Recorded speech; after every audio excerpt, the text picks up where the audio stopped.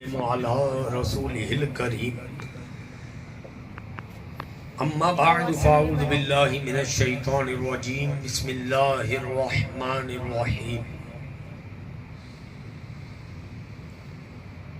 قد جاءكم من الله نور وكتاب مبين ان الله وملائكته يصلون على النبي یا ایہا الذین آمنوا صلوا علیہ وسلموا تسلیما اللہم صل علی سیدنا و مولانا محمد معدن الجود والکرم وآلہ وبارک وسلم صلاة و سلاما علیک یا سیدی یا رسول اللہ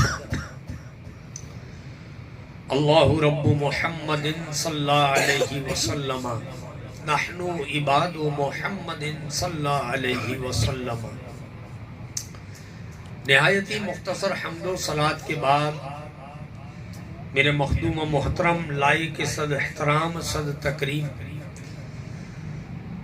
اور علم و عمل میں مجھ سے بڑے حضرت علامہ مولانا مفتی قاری ایوب رضا قادری صاحب دامت برکاتہم العالیہ، حضرت علامہ مولانا مفتی شعیب ارنوٹ صاحب دامت برکاتہم العالیہ اور مفتی شاہد اقبال صاحب اور دیگر سامعین کرام، کبھی کبھی انسان کے ساتھ ایسا مذاق و لطیفہ ہو جاتا ہے وہ سوچنے لگ جاتا ہے کہ میں اب کیا بولوں۔ وہ میرے ساتھ جو ہے بالکل اس وقت ایسا ہی ہوا، تین علمی قداور شخصیت بیٹھی ہوئی، وہ مجھ جیسا ناچیز ہیچ مجا گفتگو کرے یہ اچھا نہیں لگتا، لیکن حضرات کا حکم یہی ہے کہ میں کچھ کہوں، کیا کہوں، خیر بہرحال انہیں تو میں اپنا سبق سنا رہا ہوں، بات میں آپ سے کروں گا، مختصر بات کروں گا۔ میں نے ایک جگہ جانا ہے، پھر دوسری جگہ بھی جانا ہے، تو زیادہ وقت آپ کا نہیں لوں گا، اور ان احباب کی موجودگی میں بول بھی کیا سکتا ہوں۔ اللہ تبارک و تعالی مجھے علم و عمل کی توفیق عطا فرمائے ان حضرات کے صدقہ و طفیل، اور ہم سب کو حق کو سن کر اس کو قبول کرنے اور اس پر عمل کرنے کی توفیق عطا فرمائے۔ میلاد النبی صلی اللہ تعالی علیہ وسلم، جیسا کہ علامہ صاحب نے ابھی بتایا آپ کو کہ ازل سے ہے، ابد تک رہے گا، ٹھیک ہے۔ قیامت میں بھی حضور کے غلام میلاد مصطفیٰ منائیں، قیامت میں بھی حضور کے غلام میلاد مصطفیٰ منائیں، ٹھیک۔ اب اس کی دلیل میں آپ کو بالکل آخر میں دوں گا جب اپنی تقریر سمیٹنے لگوں گا کہ کیسے منائیں گے، دلیل بھی ہے اس بات۔ اب آئیے اس بات کے اوپر کہ حضور علیہ السلام کی میلاد کا معنی ہی یہ ہوتا ہے کہ پیدائش۔ حضور علیہ السلام کی جب پیدائش ہوئی مکہ شریف میں، حضرت عبد المطلب حضور علیہ السلام کے دادا جان یہ طواف کعبہ میں مشغول تھے۔ صبح صادق کا وقت تھا، پیر کا دن تھا، 12 ربیع الاول شریف۔ حضور علیہ السلام کی ولادت ہوئی۔ حضرت عبد المطلب فرماتے ہیں میں نے دیکھا کہ بیت اللہ کعبہ شریف یہ بیت آمنہ کی طرف جھک رہا، یہ بیت آمنہ کی طرف جھک رہا ہے۔ یہ کیوں جھک رہا ہے؟ یہ اس لیے جھک رہا ہے کہ مجھے بتوں سے آزاد کرانے والا آ گیا۔ یہ اس لیے جھک رہا ہے کہ مجھے بیت اللہ بنانے والا آ گیا۔ مجھے یہ اس لیے جھک رہا ہے کہ کعبے کی عظمت کو دنیا پر آشکار کرنے والا آ گیا۔ بیت اللہ بیت آمنہ کی طرف جھک رہا ہے، اور یہ کعبہ آج بھی دربار رسالت میں جھکا ہوا،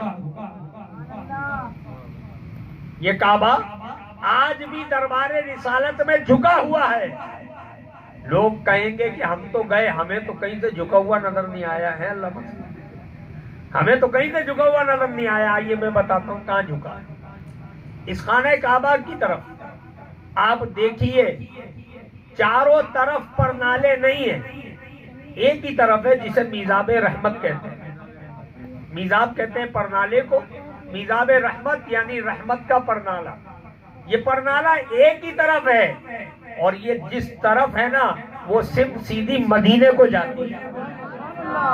وہ سمت سیدھی مدینے کو جاتی ہے.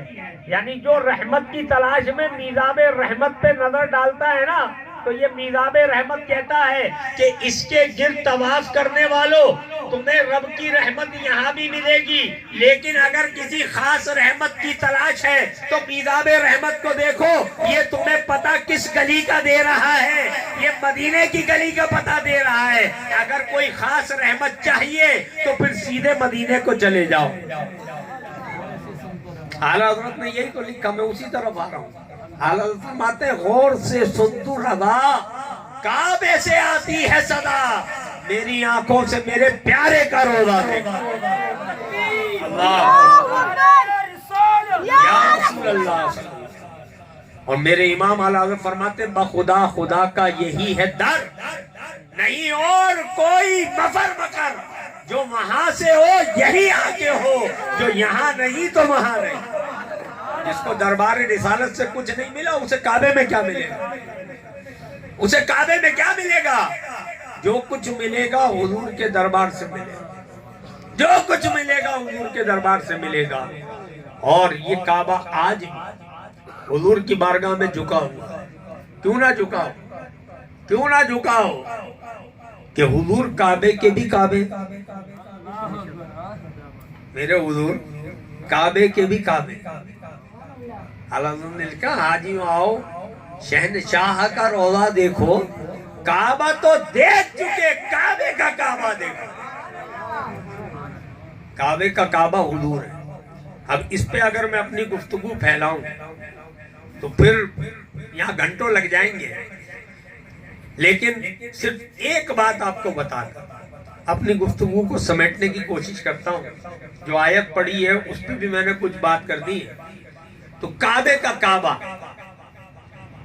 17 نمازیں سیدنا صدیق اکبر رضی اللہ تعالیٰ عنہ سے حضور نے اپنی حیات ظاہری میں پڑھوائیں. ایسا ہی ہے, 17 نمازیں پڑھوائیں. اما عائشہ سے کہا کہ ابو بکر کو کہو تاکہ عظمت صحابہ اور اہل بیت کا بھی معاملہ آ جائے نا. ہم تو ہر محفل میں یہی پرچار کر رہے ہیں, میلاد کی محفل میں, کہ صحابہ بھی ہمارے ہیں, اہل بیت بھی ہمارے ہیں, حضور کے در والے بھی ہمارے ہیں, گھر والے بھی ہمارے ہیں. تو سیدنا صدیق اکبر سے 17 نمازیں حضور نے پڑھوائیں. حضور حجرہ عائشہ میں تشریف فرمائے جہاں آج بھی حضور بنفس نفیس تشریف فرمائے. صحابہ کرام نماز پڑھ رہے ہیں, سیدنا صدیق اکبر کی ابتدا ہے.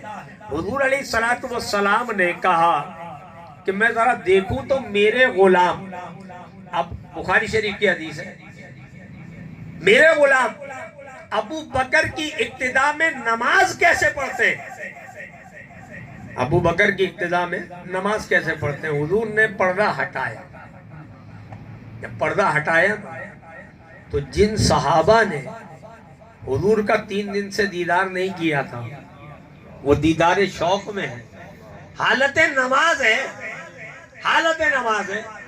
اب جیسی پردہ ہٹنے کی آہٹ آئی نا تو صحابہ کرام نے, پوری جماعت نے اپنے رخ حضور کی طرف پھیرنا شروع کر دی, حضور کی طرف پھیرنا شروع کر دیے. دیدار ہو رہا ہے, نماز جاری ہے, ہاتھوں پہ ہاتھ مارنے شروع کی. سیدنا صدیق اکبر رضی اللہ عنہ کی توجہ جب یہاں گئی کہ پوری جماعت صحابہ ہاتھ پہ ہاتھ کیوں مار رہی ہے, جب آپ نے اپنا رخ زیبا ادھر کیا کہ کہیں حضور تو تشریف نہیں لا رہے, اب صدیق اکبر بھی حضور علیہ السلام کا دیدار کر رہے ہیں. جب حضور نے یہ دیکھا کہ جماعت صحابہ تمام مقتدی اور امام سمیت ابو بکر سمیت سب میری طرف دیکھ رہے ہیں, سب کے رخ پھر گئے ہیں ادھر, تو پھر حضور نے ہاتھ سے اشارہ فرمایا کہ نماز جاری رکھو اور پردہ گرا دیا. نماز جاری رہی, نماز جاری ہے.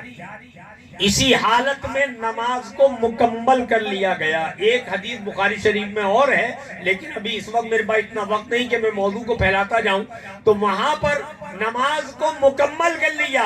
میں آپ سے پوچھتا ہوں، یہ مفتی صاحبان بیٹھے ہیں، ان سے ذرا پوچھئے کہ اگر نمازی کا سینہ اور چہرہ کعبے سے پھر جائے، استقبال قبلہ کی شرط ختم ہو جائے، تو کیا نماز باقی رہے گی؟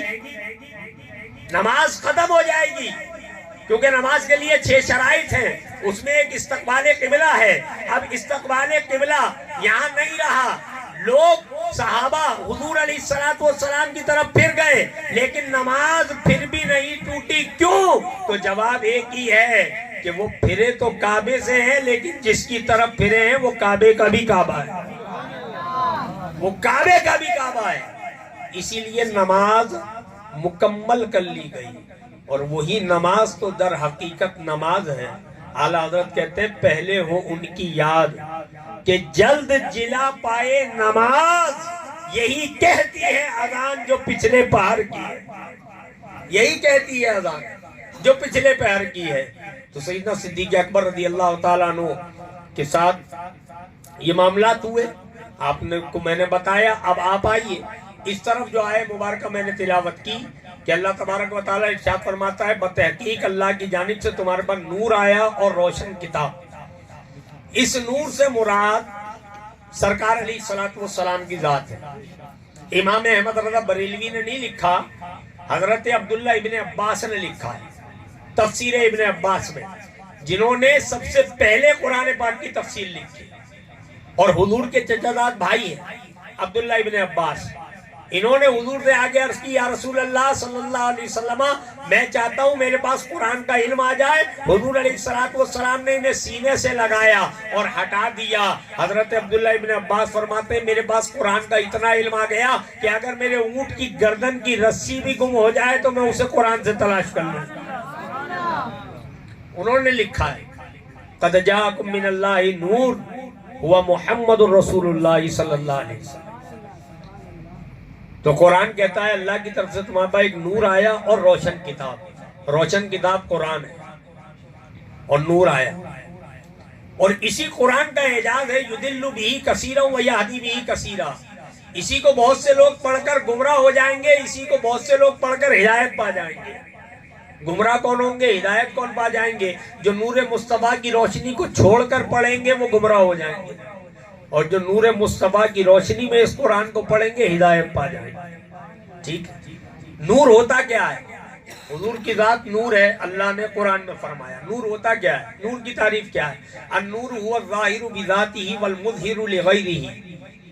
نور وہ ہوتا ہے جو خود روشن ہوتا ہے، خود منور ہوتا ہے، اور جسے چاہتا ہے روشن و منور کر دیتا ہے، جسے چاہتا ہے روشن و منور کر دیتا ہے۔ حضور خود کیسے روشن ہے، خود کیسے منور ہے کہ اما عائشہ صدیقہ رضی اللہ تعالیٰ عنہ کچھ سی رہی تھی کہ چراغ گل ہو گیا، چراغ جلانے کے لیے اٹھی تو سوئی گر گئی، اتنے میں میرے آقا و مولا صلی اللہ علیہ وسلم کمرے میں داخل ہوئے۔ ایسا نور پھیلا، ایسی روشنی پھیلی کہ اما عائشہ فرماتی ہیں مجھے اپنی گمشدہ سوئی مل گئی۔ حضور خود ایسے روشن و منور ہیں۔ بہت سی مثالیں میں اس پر دے سکتا ہوں، لیکن آگے بڑھتا ہوں۔ والمظہر لغیرہ، اور جسے چاہتے ہیں روشن کر دیتے ہیں۔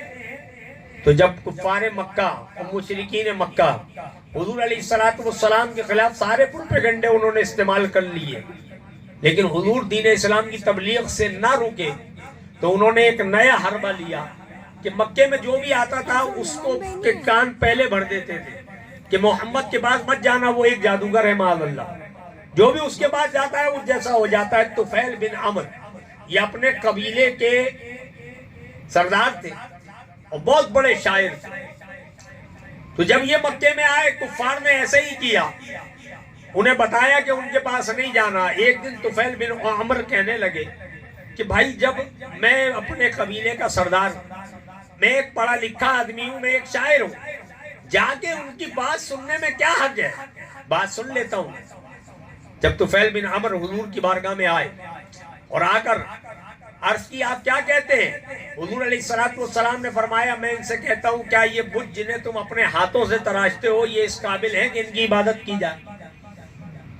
میں ایک اللہ وحدہ لا شریک کی عبادت کا پیغام دیتا ہوں، اور میں محمد صلی اللہ تعالی علیہ وسلم اللہ کا آخری نبی اور رسول ہوں۔ طفیل بن عمرو نے دعوت کو قبول کیا، کلمہ پڑھا، اسلام میں داخل ہو گئے، صحابی ہو گئے، صحابی ہو گئے۔ تو اب جناب طفیل بن عمرو نے حضور علیہ السلام سے عرض کی یا رسول اللہ صلی اللہ علیہ وسلم میں چاہتا ہوں کہ میں اپنے قبیلے میں جا کے اپنے علاقے میں جا کے دین اسلام کی تبلیغ کروں، تو میرے لیے کوئی نشانی فرما دیں۔ حضور نے فرمایا اللہم اجعل لی آیا، اے اللہ طفیل کے لیے کوئی نشانی فرما دے۔ طفیل بن عمرو کی دونوں آنکھوں کے بیچ میں پیشانی پہ ایک نور نمودار ہو گئے، ایک نور نمودار ہو گئے۔ صرف طفیل بن عمرو اس بارگاہ سے نہیں چمکے، ابو بکر آئے ہیں تو صدیق اکبر بن کے چمکے، عمر آئے ہیں تو فاروق اعظم بن کے چمکے ہیں، عثمان غنی تو پہلے بھی تھے ذوالنورین بن کے چمکے ہیں، علی تو پہلے بھی تھے شیر خدا بن کے چمکے ہیں۔ جب میرے امام کی نظر یہاں گئی تو کہتے ہیں چمک تجھ سے پاتے ہیں سب پانے والے، میرا دل بھی چمکا دے چمکانے والے، تو زندہ ہے واللہ، تو زندہ ہے واللہ، میری چشم عالم سے چھپ جانے۔ اب آئیے اس دلیل کی طرف جو میں نے آپ سے بات شروع میں کی تھی کہ غلامان مصطفیٰ محشر میں بھی میلاد منائیں گے، محشر میں میلاد منائیں گے۔ طبرانی کی حدیث ہے کہ حضور علیہ السلام جب میدان محشر میں تشریف لائیں گے، جب میدان محشر میں تشریف لائیں گے تو حضور علیہ السلام کا ایسا پروٹوکول ہوگا جیسا پروٹوکول کبھی کسی کا نہیں ہوا۔ ہزار فرشتے، یہی الفاظ ہے نا تو طبرانی میں، ہزار فرشتے حضور کے ارد گرد ہوں گے، انبیاء ہوں گے، صحابہ ہوں گے، اہل بیت اطہار ہوں گے، ازواج مطہرات ہوں گی۔ حضور علیہ السلام کا ایسا پروٹوکول ہوگا نا، پھر اولیاء کاملین ہوں گے، تابعین تبع تابعین، اولیاء کاملین ہوں گے۔ اعلیٰ حضرت نے بڑی کمال کی خواہش ظاہر کری ہے نا یہاں پہ۔ سلام رضا آپ نے کئی مرتبہ پڑھا ہوگا، یہ شعر اکثر پڑھا جاتا ہے، کاش محشر میں جب ان کی آمد ہو، بھیجے سب ان کی شوکت پہ لاکھوں سلام، مجھ سے خدمت کے قدسی کہیں ہاں رضا، مصطفیٰ جان رحمت پہ لاکھوں سلام۔ تو جناب یہ اعلیٰ حضرت نے اپنی ایک کمال کی خواہش کا اظہار کیا ہے۔ اعلیٰ حضرت کہتے ہیں حضور کا اتنا پروٹوکول ہوگا، ہزار فرشتے، انبیاء، مرسلین، اولو العزم رسول سب وہاں موجود ہوں گے، صحابہ، صحابیات، ازواج مطہرات، اہل بیت اطہار، تابعین تبع تابعین، ائمہ مجتہدین، اولیاء کاملین۔ تو پتہ نہیں مجھ پہ کسی کی نظر پڑے یا نہ پڑے۔ اعلیٰ حضرت یہ خواہش ظاہر کرتے ہیں، کہتے ہیں کاش ایسا ہو جائے نا، کاش ایسا ہو جائے، حضور کے پروٹوکول میں جو ہزار فرشتے ہو ان میں سے کسی ایک کی نظر مجھ پہ پڑ جائے۔ کاش محشر میں جب ان کی آمد ہو، وہ سب ان کی شوکت پہ سلام بھیج رہے ہوں گے، تو کاش کوئی فرشتہ جو ہے وہ مجھے دیکھ لے اور مجھ سے کہے، مجھ سے خدمت کے قدسی کہیں ہاں رضا، دنیا میں تو تم نے لکھا پڑھا، اور صرف پڑھا ہی نہیں بلکہ کروڑوں کو پڑھوا دیا، کروڑوں کو پڑھوا دیا، اب غیروں سے بھی پڑھوا دیا، اپنوں نے پڑھا، غیروں نے بھی پڑھا، تو پھر جو ہے اب یہاں بھی تو پڑھو مصطفیٰ جان رحمت پہ لاکھوں سلام۔ تو میلاد ہوگی نا۔ دوسری دلیل دوں، آئیے آپ کو تاریخ کے 14 سال پیچھے لے چلتا ہوں۔ نشتر پارک شہر کراچی میں الحمدللہ یہ فقیر بھی اس وقت اسٹیج پر موجود تھا، ٹھیک ہے نا، جب دھماکہ ہوا ہے۔ حدیث شریف ہے کہ جو اس دنیا میں جس حال میں جائے گا بروز قیامت اسی حال میں اٹھایا جائے گا۔ تو جب میرے شہدائے میلاد وہاں اٹھیں گے نا، جب میرے شہدائے میلاد میدان محشر میں اٹھیں گے تو خود بخود حضور کی میلاد شروع ہو جائے گی۔ تو ہم جو ہے وہ انشاءاللہ وہاں بھی میلاد منائیں گے انشاءاللہ تبارک و تعالی۔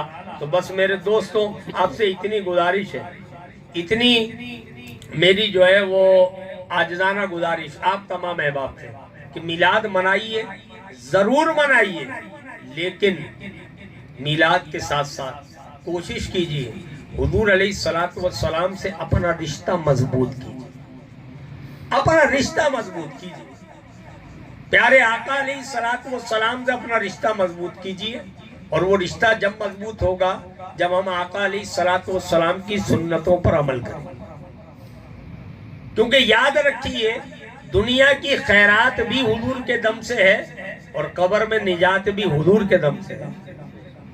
سرکار آئیں گے تو کچھ ہوگا قبر میں، محشر میں بھی ہم گناہگاروں کا جب حضور آئیں گے نا تبھی کچھ ہوگا، تبھی کچھ ہوگا۔ اعلیٰ حضرت نے لکھا نا کہ گورے گورے پاؤں چمکا دو خدا کے واسطے، نور کا تڑکا ہو پیارے گور کی شب تار ہے۔ قبر تو اندھیری ہے، چاروں طرف سے بند ہے، اوپر سے نیچے سے سب جگہ سے بند ہے، وہاں روشنی کہاں سے آئے گی؟ وہاں روشنی جبھی آئے گی جب میرے حضور آئیں گے، ہے نا؟ تو اتنی وفاداری تو دنیا میں کر کے جاؤ نا کہ جب قبر میں حضور آئے تو فرمائے جانے تو میرا ہی ہے، جانے دو میرا ہی ہے۔ اتنی وفاداری تو حضور سے کرو۔ تو حضور علیہ الصلوۃ والسلام سے اپنا رشتہ مضبوط کیجیے، علماء کرام سے اپنا تعلق مضبوط کیجیے، محبت رسول کو بڑھائیے، حضور علیہ الصلوۃ والسلام کے عشق کو بڑھائیے۔ اور ایسی جو محفلیں ہیں یہ عشق رسول صلی اللہ تعالیٰ علیہ وسلم کو پھیلانے کا، لوگوں کے دلوں میں شمع جلانے کا بہترین طریقہ ہے۔ اللہ تبارک و تعالی میں نے جو کلمات کہے مولا کریم اس اپنے بارگاہ میں قبول و منظور فرمائے۔ وہ غلطی کوتاہی دوران گفتگو ہو گئی ہو تو اللہ کے حضور توبہ کرتا ہوں، معافی مانگتا ہوں، مولا کریم قبول فرمائے۔ وآخر دعوانا ان الحمد للہ رب العالمین۔